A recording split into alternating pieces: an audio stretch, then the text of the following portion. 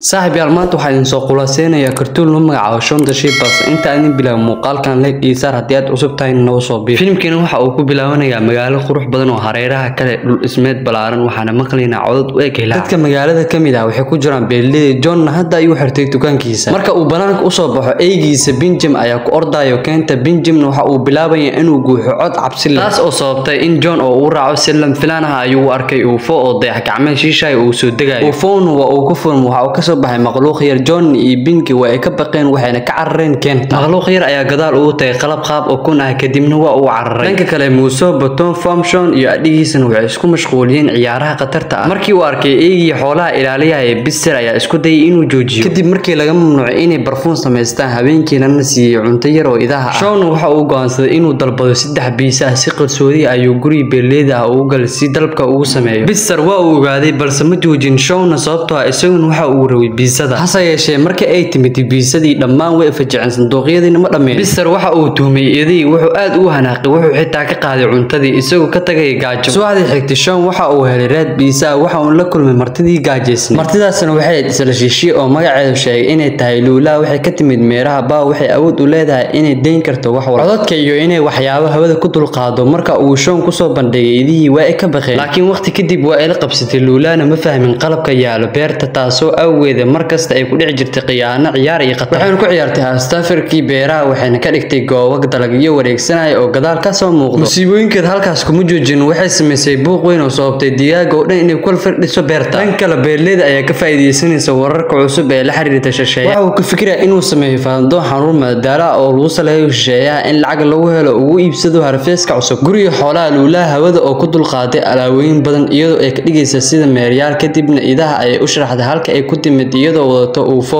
shirkadan waxay u wareegtay wasaaradda ogaanshaha shisheeyaha ee loo yaqaan MAD agan Trandon hogaamiyaha MAD waxay aad u mashquulsan tahay cadeynta jiritaanka shisheeyaha waxayna sheegtay in laba shisheeye aragtay xilli ay carruurta ah taasi darteed waxay rabtaa in wax badan ay ka ogaato aragtida ugu dambeeyay robotkeeda ayaa qaaday meeshii Formojo u sheegay inuu u arkay UFO laakiin markii ay waxba aragtay waxay amar ku siisay in John la kaxeeyo dhanka kale Shawn iyo Lula waxay noqdeen saaxiib aad u dhow waxay wada sameeyeen howl madadaala oo ay ka dhigayeen ku kala sooc lahayn ugu dambeyntii Shawn iyo Lula waxay heleen raadkii OFO-ga waxay u tageen qashinka qubka ee loo warshaday waxay u istaageen iftiinka cas halkaas ay Lula madaxa dibadda ugu soo saartay waxay aragtay dukaamo kala duwan laakiin dukaankii cuntooyinka ayaa soo jiitay waxay u gashay gudaha Shawn waxa uu yeeray inay dibadda ugu soo baxdo Lula ma aysan joojin balse way sii orday kadib markii ay warqadda musqusha Shawn oo walwalsan ayaa raacay si uu sameeyay buuq kale si dar markii ay gudaha u gashay qaybtii cuntada qaboojisa ay mar kale musqusha iyo masiibo abuurtay waxayna qaniintay pizza barafeysan carabkeeda ayuu ku dhagay Shawn aad buu u carooday balse haddana wuxuu ka saaray inta uu ka saaray biisaha meel fog ayuu ku duushay kadibna Lula waxay gashay qaybtii ninaca balse way cuntay dhammaantood aad bay u jeceshahay balse Shawn ayaa joojiyay isagoo ku yiri ma cuni kartay intaan ka badan si kastaba ahaatee ma bishaqeyn Lulana gacmo kale ayay ka bixeen waxayna sii wadatay cunista ninaca ugu dambeyn waxa ku dhacay sokor ruush tamartii ninaca waxayna burburisay dukaankii oo dhan waqti kadib Lula dib ayay ugu laabatay qashinka dib loo warshadeeyay dhan kale Bister wuxuu isku dayay inuu dhiso mishiinka balse waa uu ka burburay markii uu wanaaqay waxa uu qabsaday idaha inay ka caawiyaan markaas ay beelada yimid wuxuuna Bister ku amray inay dhijiyaan boorarka haysiinta foodmaanka Peter Nowo uu sameeyay dhinaca kale Shawn iyo Lula waxay weli ku jiraan qashinka dib loo warshaday waxayna isku dayay inay ka soo baxaan laakiin Bister ayaa arkay xilligaas Bister waxa uu dhijinay boorarka isagoo xir dhar ku eg shiishiya si daro gacmiisa ayaa ku dhigtay xabaka marka uu socdo cagiisoo dhan ay ku dhigeen sababtoo ah Bisterna xitaa kaamirada amniga ee gadaashiisa ku jirtay dadkii kaamirada daawanaha ee ku jirta agentinta waxay u maleysay inuu yahay shiishi dhabta ah ma aysan garnin in kaliya uu dhar xirnaa agentin isla markii way dhaqaaqday raggeeduna waa ay raaceen dhanka kale Shawn iyo Lula dib waxay ugu soo noqdeen meeshii OFO-ga u yaalay waxa soo baxay in meesha ay ka dawoonan tahay xanimaada gaarka ay ka dhigayso OFO-ga cid kale arkin Lulana waxay ka saartay xanimaada markaas ayuu OFO-ga u muuqday Shawn Lula gudaha ay gashay waxay tiri Shawn inuu soo galo Shawn waxa uu galay inuu gudaha u galo Lulana waxay isku dayday inay shido markabka balse way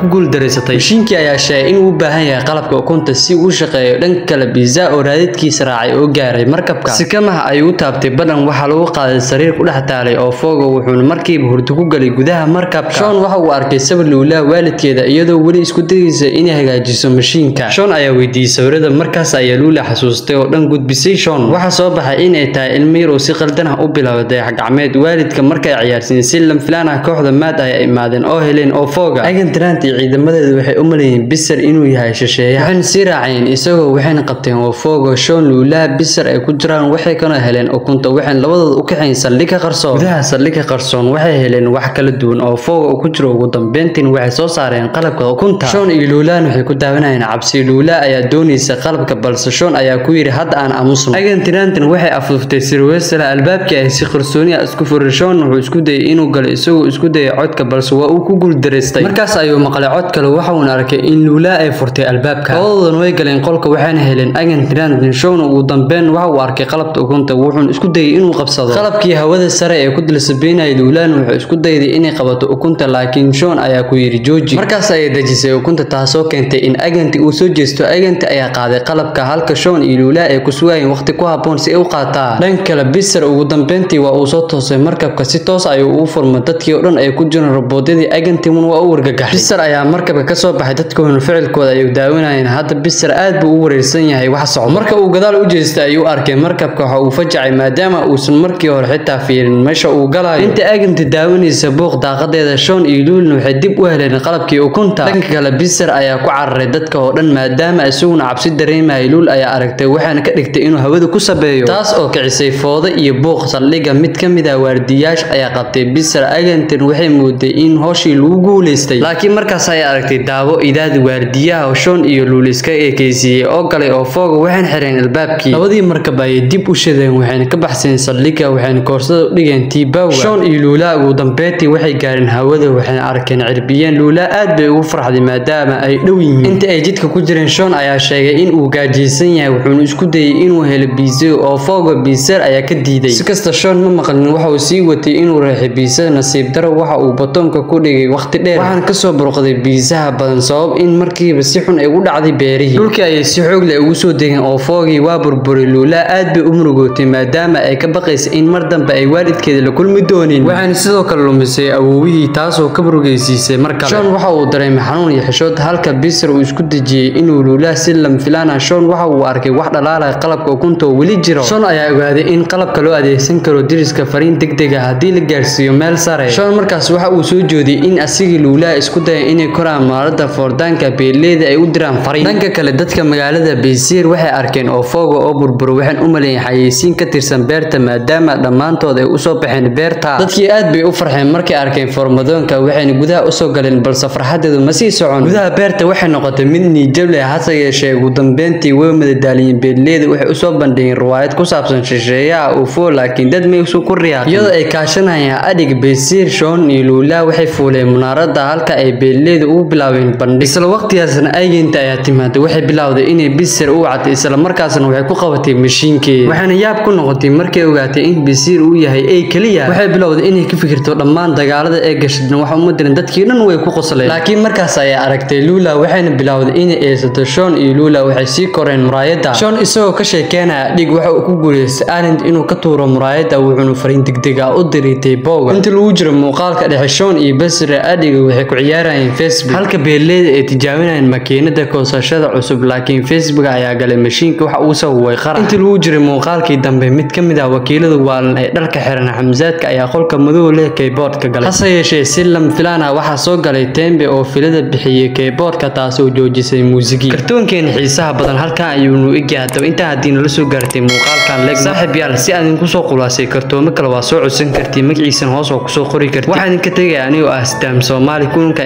ka sii xiiso badan insha Allah